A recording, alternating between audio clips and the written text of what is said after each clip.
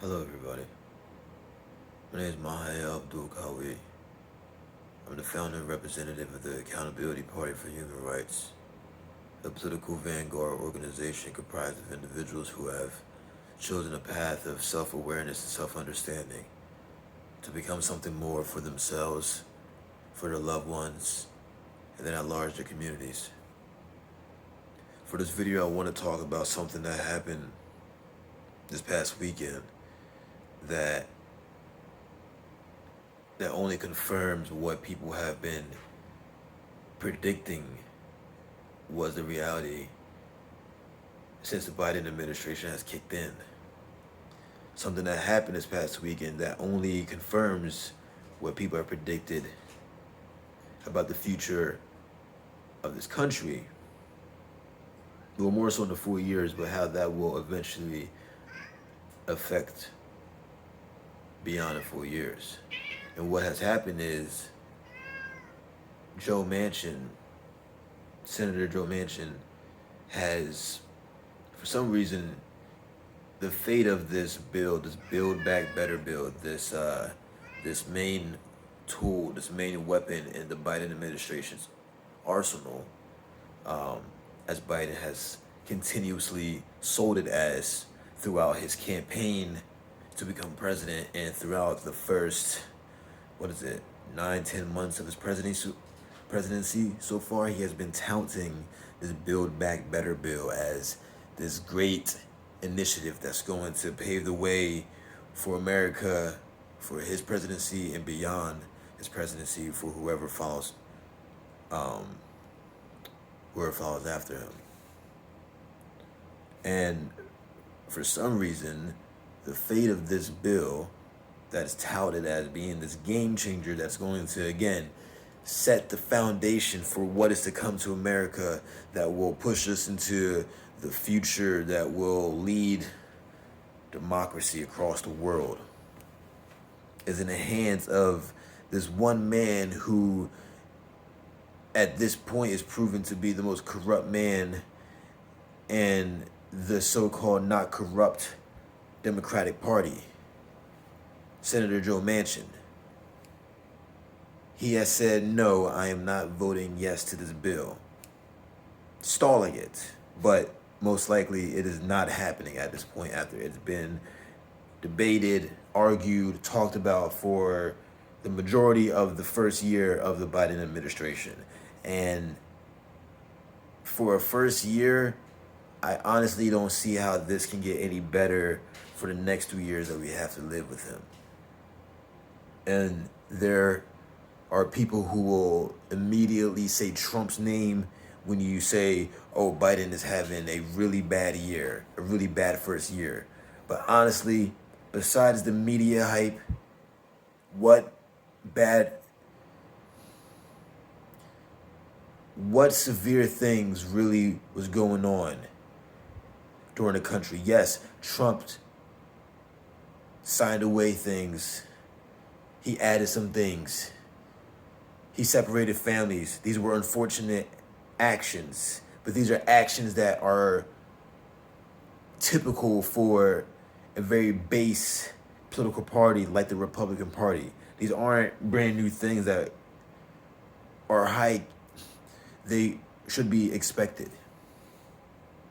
And I'm not condoning anything that Trump has done. I'm not saying, that he was amazing or that he was an amazing president. But at the same time, nothing he did was crumbling. If anything, what I'm getting at is that Trump exercised a muscle for the majority of his presidency up until the later years, where he fell to the Republican vultures around him.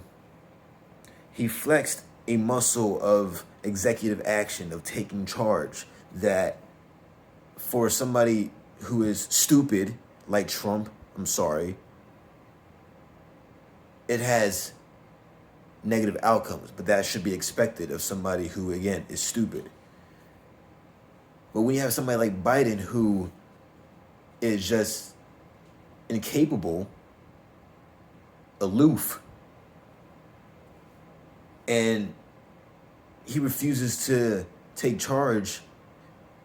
I would rather somebody aloof and incapable trying to take charge to become this alpha leader that we need in a desperate state that this country's in, instead of somebody who can't even coherently say a message to the American people, who can't even tell the American people that he got this, that he's going to make Joe Manchin sign this. Or if anything, he can sign, forget putting so many important legislatures in one big bill. He can literally sign one at a time individually and get the ball going.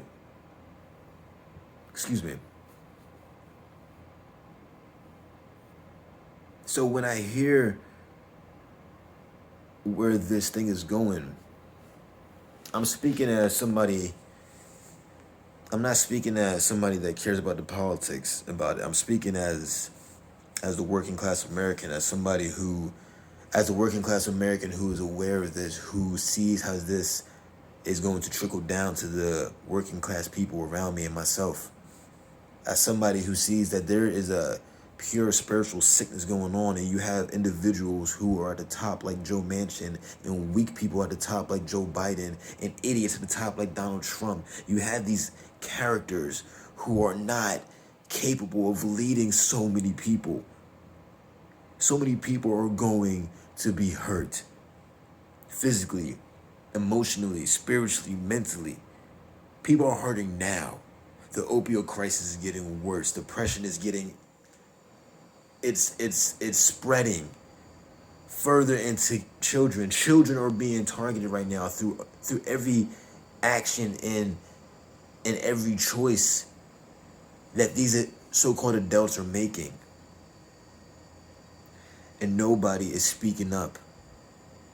And I can't say nobody's speaking up. Those who are speaking up are being silenced, are being outcasted, minimalized. And we can't live like this anymore. We cannot keep doing this. We cannot allow people who are corrupt like Joe Manchin, aloof like Joe Biden, idiot like Donald Trump, continue to run our lives. Because why should they be okay? What have they done? What have they done where they deserve to be okay when this shit goes and hits the fan? When climate change ravages through every country. When we're fighting for fucking water. When China takes over and there's no mercy on America, what is the working class supposed to do? The cultural aspects. People are fighting each other because of politics. Men and women aren't uniting. There's an imbalance of masculine and feminine energy. There is a sickness, and we have, again, corrupt, aloof, idiotic people leading this imbalanced nature. And they still are playing these games.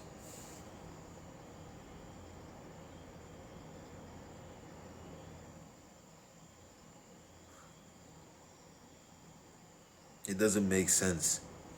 And there's no sense of responsibility at any level. This selfish, egotistic, consumer-based society, this egotistic, corrupt, sick society is so driven by these things and these surface level conversations. We can't see that there are people who are just hurting. And of course, I'm not saying that we have to be Captain Save Everybody. You can't save everybody. That is a reality. But at least we can give everybody a fucking fighting chance. And we're not even doing that. How evil is that? We're not even setting up we're not even setting up adults. We're not even setting up the children. Forget adults. We're not setting up the next generation to even get a fighting chance to live. If there's a mass suicide, I wouldn't be surprised. Inshallah, there wouldn't be. But I would not be surprised.